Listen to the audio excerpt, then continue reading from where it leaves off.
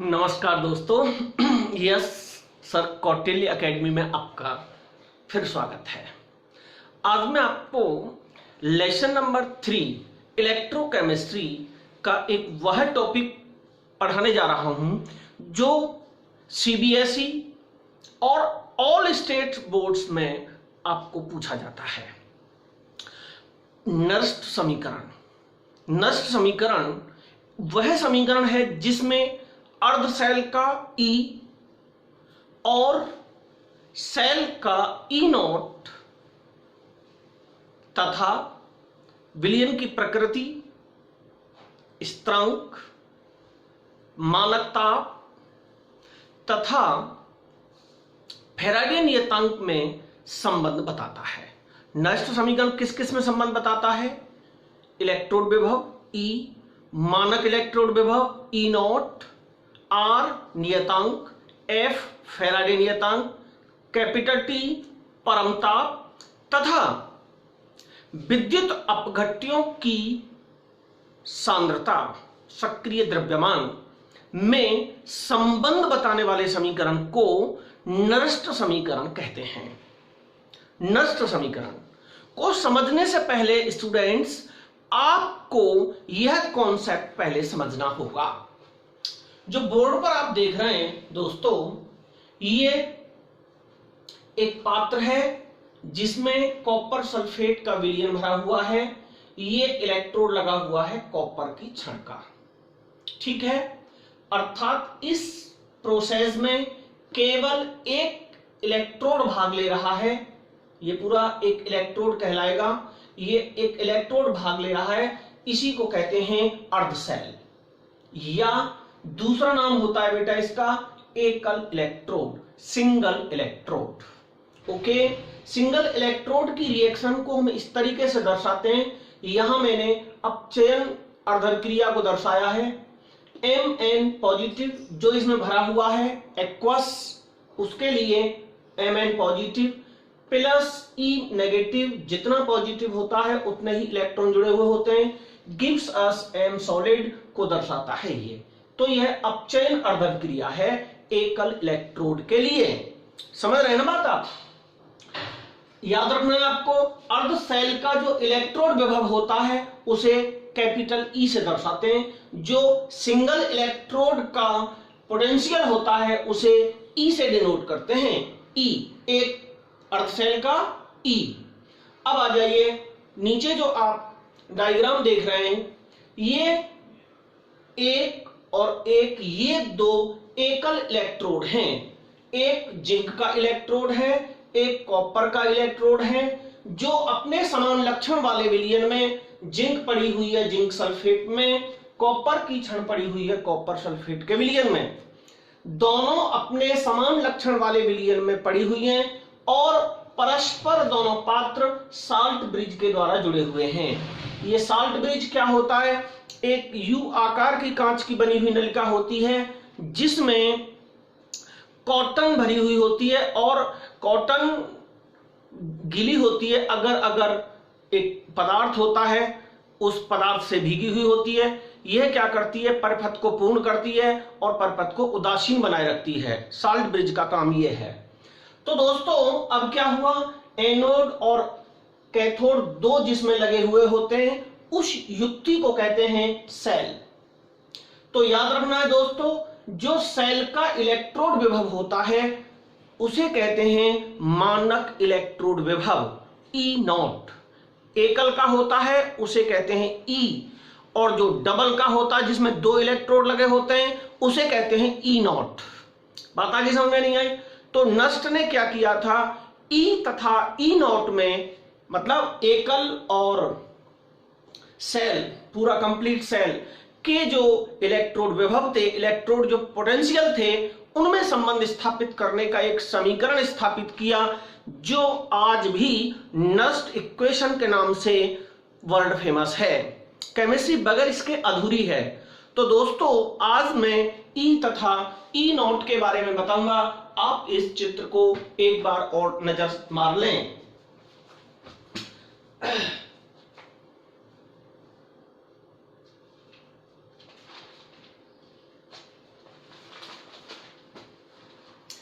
अब मैं आगे चलता हूं बेटा, समझ गए होंगे।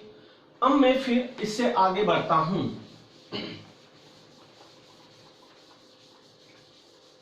बहुत ही इंपॉर्टेंट टॉपिक है नष्ट समीकरण, आपको ठीक ढंग से कर लेना है। नर्स्ट ने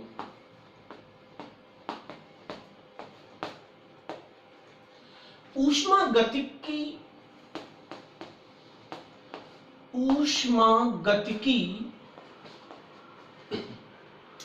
के आधार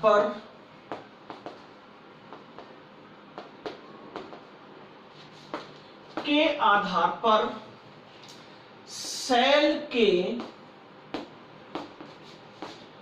विद्युत वाहक बल, इसी को कहते हैं बेटा, मैंने आपको पढ़ाया है, मेरा दूसरा वीडियो आप देख सकते हैं इसके लिए, ईएमएफ परम ताप कैपिटल टी स्थिरांक आर तथा विद्युत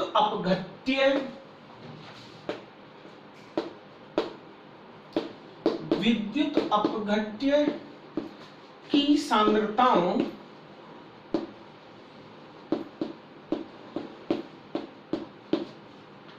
में संबंध निम्न प्रकार स्थापित किया।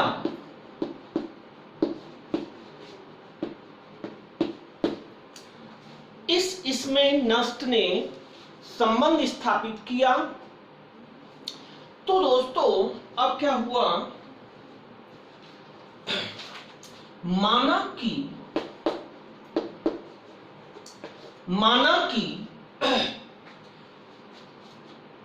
गैल्वेनिक सेल में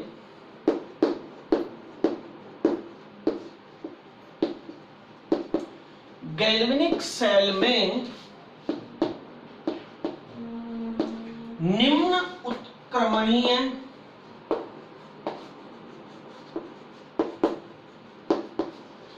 अभिक्रिया होती है।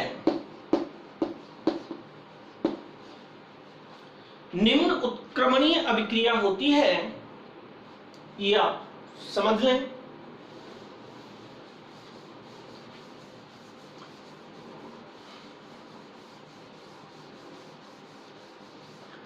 कौन सी उत्क्रमणीय अभिक्रिया होती है? ए की सांद्रता A, B का B, रिवर्सिबल प्रोसेस C का C प्लस D का D। ये जो छोटे वाले A, B, C, D हैं, इनके मोलर कंसंट्रेशन सक्रिय द्रव्यमान की संख्या को प्रदर्शित कर रहे हैं। A, B, C, D जो स्मॉल लेटर्स हैं वो पावर बन जाती हैं कंसंट्रेशन की, सक्रिय द्रव्यमान की सांद्रता बन जाती हैं, याद रखना। ये आपकी एक उत्क्रमणीय अभिक्रिया है। लॉ ऑफ मास एक्शन पढ़ा होगा आपने, लॉ ऑफ मास एक्शन, इसे कहते हैं सक्रिय द्रव्यमान का नियम।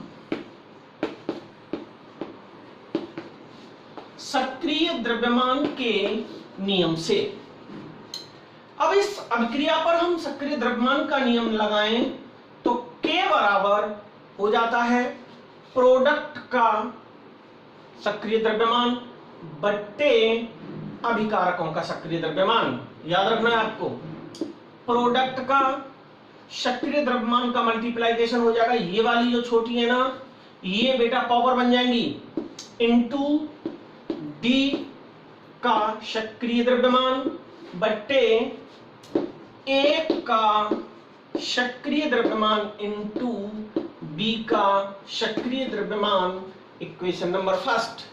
तो मैंने अभी क्या बताया है, K बराबर होता है प्रोडक्ट्स का सक्रिय द्रव्यमान अपॉन रिएक्टेंट्स का सक्रिय द्रव्यमान।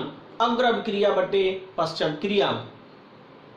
भूलोगे तो नहीं बेटा, अग्र अभिक्रिया बटे पश्चम क्रिया। तो प्रोडक्ट साइड में कौन है, सी और डी, इस साइड में कौन है, ए और बी, ये दोनों आ गए। ध्यान रखना समीकरण नंबर 1 को। अब फिर आगे चलता हूं मैं। अब आता है बेटा गिब्स ऊर्जा, आपने पढ़ी होगी, गिब्स ऊर्जा एवं साम्य स्थिरांक के में निम्न संबंध है।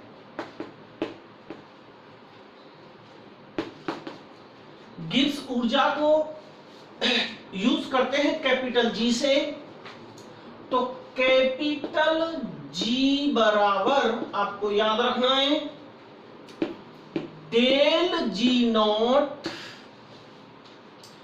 Plus R T log n K. समीकरण नंबर 2। ये तो है गिब्स ऊर्जा और ये है मानक गिब्स ऊर्जा। आर है विद्युत अपघट्य स्थिरांक, टी है परमताप, लॉग एन है नेचुरल लॉग जिसे बोलते हैं लॉग ई, याद है ना, और के है आपका साम्य स्थिरांक इक्विलिब्रियम कांस्टेंट। तो इक्विलिब्रियम कांस्टेंट के और गिब्स ऊर्जा जी में यह संबंध आपने बिफोर क्लासेस में 11th क्लासेस में पढ़ा होगा। तो दोस्तों यदि हम के, तो आपको पता ही है के को तो कांस्टेंट मान ले हम, के कांस्टेंट हो तो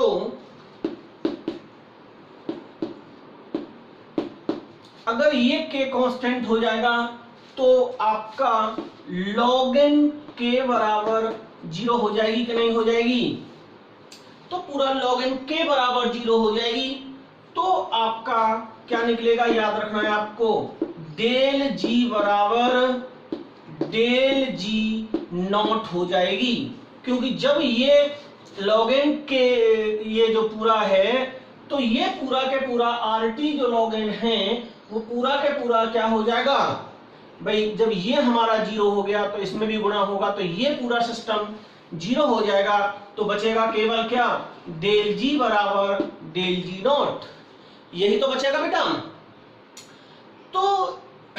तो जी नॉट क्या है, जी नॉट बराबर है मानक अवस्था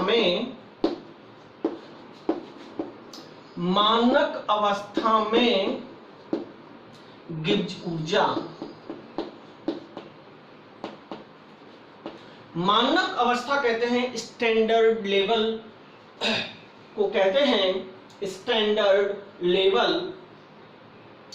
अब दोस्तों गिब्स ऊर्जा और सेल के विद्युत वाहक बल, गिब्स ऊर्जा और सेल के विद्युत वाहक बल, इसी को कहते हैं ईएमएफ यानी कि ई नॉट में निम्न संबंध है। गिब्स ऊर्जा और ई नॉट में निम्न संबंध है। वो बेटा संबंध क्या है मैं आपको बता रहा हूं। निम्न संबंध है डेल जी बराबर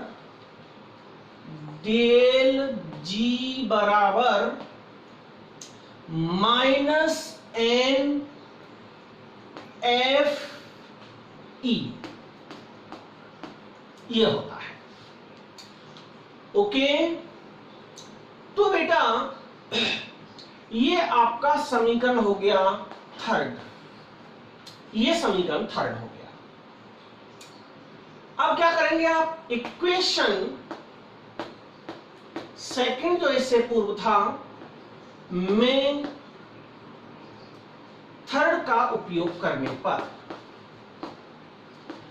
थर्ड का यूज करने पर, तो आप जब प्रयोग करेंगे तो क्या हो जाएगा, अर्थात डेल जी का मान, अर्थात आपको करना क्या है, डेल जी व डेल जी नॉट का मान पुट करना है। पुट करने पर जब आप मान पुट कर देंगे समीकरण उसमें, तो NFE बराबर हो जाएगा माइनस NFE नॉट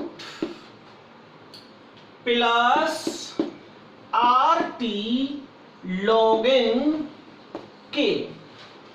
देखिए मैं आपको याद बताऊं कहां से आया, कैसे आया। ये हमारा दूसरा समीकरण क्या था, देखिए याद कराऊं मैं आपको। अभी जो समीकरण इससे पहले था, दूसरा जो समीकरण था वो था डेल जी बराबर del G naught plus RT log n K। ये हमारा था दूसरा समीकरण था कि नहीं, समझाने के लिए दोबारा लिखा है मैंने।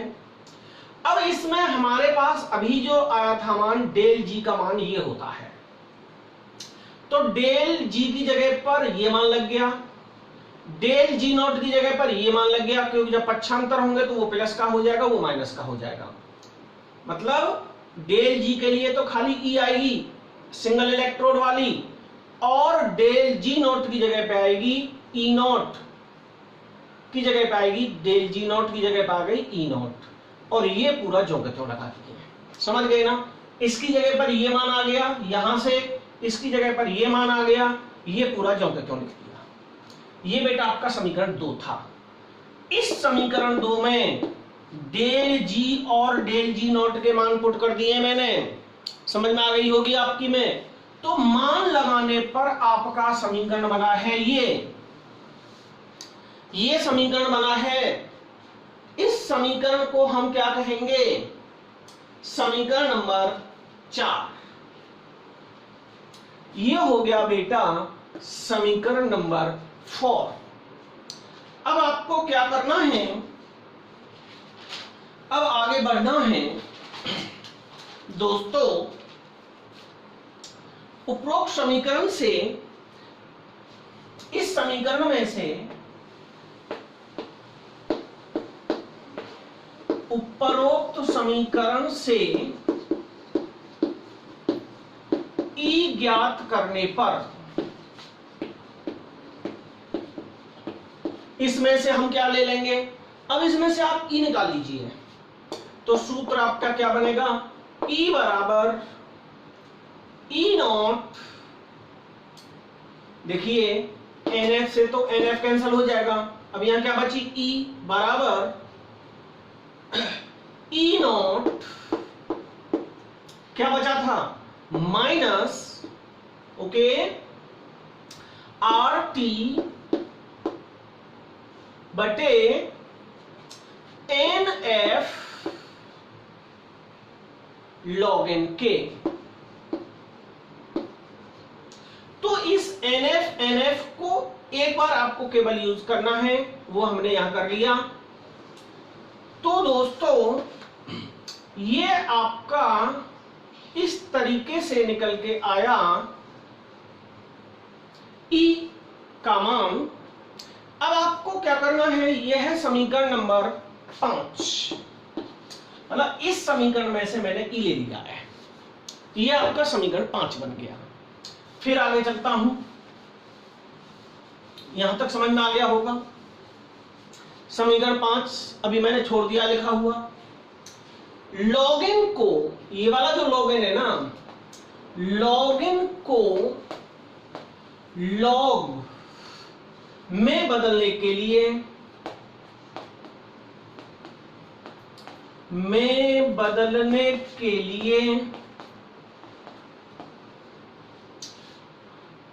2.303 का मल्टीप्लाई गुणा करते हैं। क्यों करते हैं? जो बच्चे मैथमेटिक्स के हैं वो जानते होंगे, चूंकि log n k बराबर होता है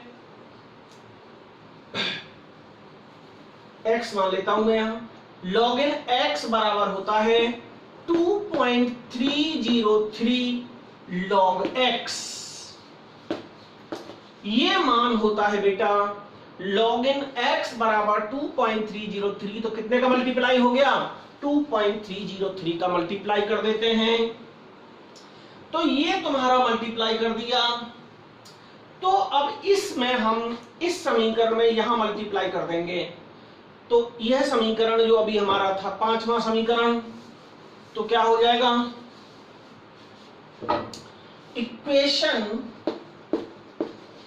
5 से मान लगा देना है E बराबर E नॉट माइनस 2.303 RT, केवल ये गुणा कर दिया है, अपॉन NF log k।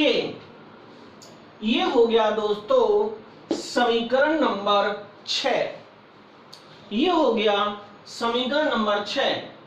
अब इस समीकरण नंबर 6 में क्या करना है आपको? इक्वेशन 1 से k का मान पुट करने पर, रखने पर, समीकरण 6 में रख देना है आपको समीकरण 1 से वैल्यू ऑफ k। तो देखिए k बराबर वहां क्या था, आपको याद होगा, k बराबर था दोस्तों c की पावर c इंटू d की पावर d बटे a की पावर a b की पावर b। वो मैंने यहां मान लगा दिए। तो E बराबर E naught minus 2.303 RT upon NF log k का मान लगा दिया c की पावर c d की पावर d अपॉन a की पावर a इंटू b की पावर b। समीकरण नंबर हो गया आपका ये 7th। ये समीकरण आपका 7th हो गया। इक्वेशन नंबर 7 को ही इसे नरेस्ट इक्वेशन कहते हैं, इसी को नरेस्ट समीकरण कहते हैं। अब दोस्तों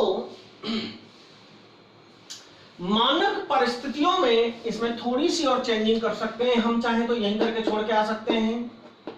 मानक परिस्थितियों में मानक परिस्थिति जानते हो तुम क्या होता है? T बराबर होता है बेटा 298 केल्विन, 25 में 273 जोड़ देंगे। R बराबर यहां लगाना है 8.314 joule kelvin inverse mole inverse, और F बराबर लगाना है 96,500 कूलम प्रतिमोल मोल इनवर्स। इन सभी मानों को समीकरण नंबर 7 में पुट कर देंगे। इन सभी मानक परिस्थितियों की जो वैल्यूज हैं इनको इस समीकरण में पुट कर देंगे, तो आपका यह समीकरण बनेगा। तो बेटा आपका यह समीकरण प्राप्त होगा E बराबर E नॉट माइनस 2.303 RT की जगह पर अब यहां कुछ नहीं लगाना, क्योंकि डायरेक्ट मान लगा देना है। तो 0.0 सॉल्व कर लिया है मैंने, 5951, ये वोल्ट में चेंज हो जाएगा, ये 1 है, बट्टे एन फैराडे 96500 लगा दिया, लॉग अग्र अभिक्रिया बटे पश्चात क्रिया, सी की पावर सी, डी की पावर डी बट्टे ए की पावर ए, बी की पावर बी। दोस्तों ये के की वैल्यू मैंने लगा दी। अब देखिए ये आपका मानक परिस्थितियों में, मानक कंडीशंस पर नरस्ट समीकरण है, नरस्ट इक्वेशन है। अब दोस्तों अब मैं आगे बढ़ता हूं, अब मैं इसको यूज करता हूं एकल इलेक्ट्रोड के लिए।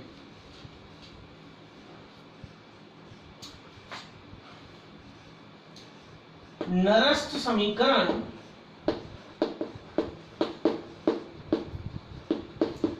के अनुप्रयोग। नंबर 1, एकल इलेक्ट्रोड, एकल इलेक्ट्रोड जो सबसे पहले मैंने एक चित्र बनाया था ऊपर, वहां कौन सा बताया था मैंने आपको, याद होगा, अपचयन, इलेक्ट्रॉन जुड़ा था, और वहां रिएक्शन मैंने आपको बताई थी, Mn positive plus n electron gives us M solid, याद होगा आपको, ये बताई थी मैंने। इनको कहते हैं रिएक्टेंट और इनको कहते हैं प्रोडक्ट। इसको कहते हैं रिएक्टेंट, इसको कहते हैं प्रोडक्ट। एकल मैंने शुरुआत में बताया था आपको, याद है ना? यहां तक आपकी समझ में आ गया। अब इसको हम इस सूत्र में पुट करें तो एकल के लिए क्या हो जाएगा, याद रखना,